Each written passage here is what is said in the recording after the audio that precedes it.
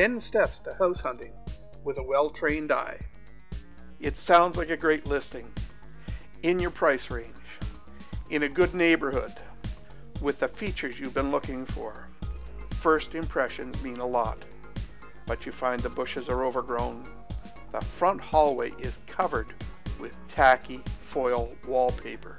The kitchen cabinets are painted dark brown. The living room's rug smells absolutely musty, and the hardwood floors have that black watermark on them. Should you head back out the door? Maybe.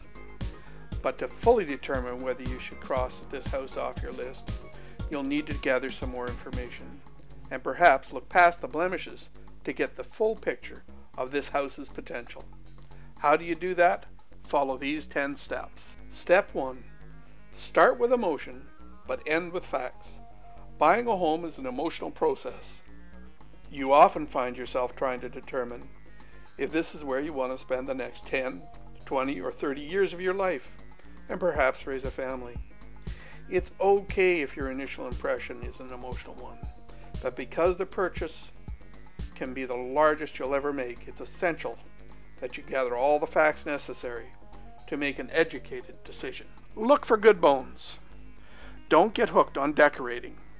The neighborhood or parts of the city that you're targeting for your home search likely have just a handful of builders who have built the majority of the homes. When possible, get to know the reputation of these builders. Then, before going to look at a home, find out who the builder was. You'll want to be careful when looking at homes built by those with less than stellar reputations. Then, you need to learn to look past the furniture, the wall colors, the window treatments, and other decorating, and just look at the home layout and flow. New cherry cabinets and granite counters matter little if they're in a galley kitchen and you've got a family of 5. At the same time, a family room with black walls featuring a mural of the moon on one side also matters little if it's big enough for your needs. Aesthetics are relatively inexpensive to fix. Major construction is not. Next, when looking at a room layout, corners are key. Rooms with doorways in the middle of walls flow better than rooms that open in a corner. Remember that when looking for your dream home.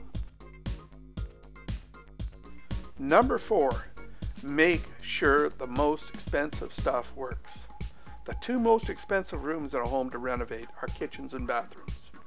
If you're stretching to be able to afford a home and still eat, make sure these 2 rooms don't need renovating anytime soon.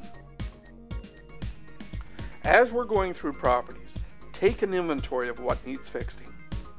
The good news, with the number of homes on the market, you'll likely be able to look at a lot of homes before making a decision to put in an offer. Bad news, that means it can get quite confusing to remember the details of each. Develop a list of things you like in the houses as you walk through each. Also, make a list of things that you think might need fixing. Number 6, is there room to grow? You might not be concerned with adding on to the home you're viewing today, but what about tomorrow? Don't necessarily exclude those homes that don't have room and a logical place to expand, but do understand that you will be limited in your options further on down the road. Here's a biggie. Does the basement leak? If you've been lucky enough to live in a house with a dry basement, it's hard to imagine the havoc a wet basement can bring into your life. If you've ever been unfortunate lived in a house with a leaky basement, or if you would not even like to think about a foot of water surrounding your furnace, be sure to check that the basement doesn't leak. Your best tool here is your nose. If it smells musty and damp, you probably have a water infiltration problem. This demands further inspection. Leaky walls and foundations can be expensive to fix. What's the condition of the home's exterior? Does it need painting? Or is it sided? Does it have painted brick that's peeling? Is the aluminum siding chalking?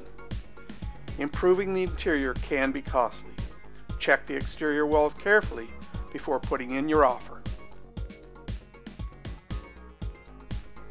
Landscaping. Does it look like a park or landfill? Landscaping not only includes the grass, bushes, and any gardens, but also the hardscape, the sidewalk, deck, and or patio. People are spending more time than ever outdoors, and you're likely no different. Landscaping improvements can be costly, but is one area in which a homeowner often tackles projects themselves. If you have time, energy, and a bit of expertise, you can save money by doing some landscaping improvements yourself. But costs can add up here. Be sure to factor that into your decision and your offer. Finally, number 10, check the zoning. Nobody likes surprises. Too often homeowners are horrified to find that their tranquil neighborhood is being invaded by multifamily housing, a big commercial business, or a 24-hour convenience store just there around the corner.